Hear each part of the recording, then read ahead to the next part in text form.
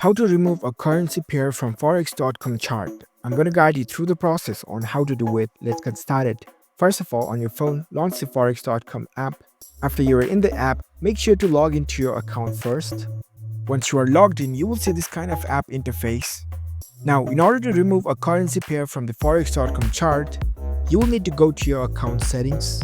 Now over here in this watch list, at the top you can see the dollar signs, which means your current currency is selected to dollars. If you want to remove this currency pair, what you can do is tap on this account option in the bottom right. Select the settings option. Once you're in the settings page, at the top you can see the chart settings option. Tap on this. Since my account is not completely verified, it is in the verification process, I cannot access all the functions of this app. If your account is verified, you will be able to see all the features that this app provides. In the chart settings, you will see the options to change your currency. From there, you can remove your current currency and change it to the next one.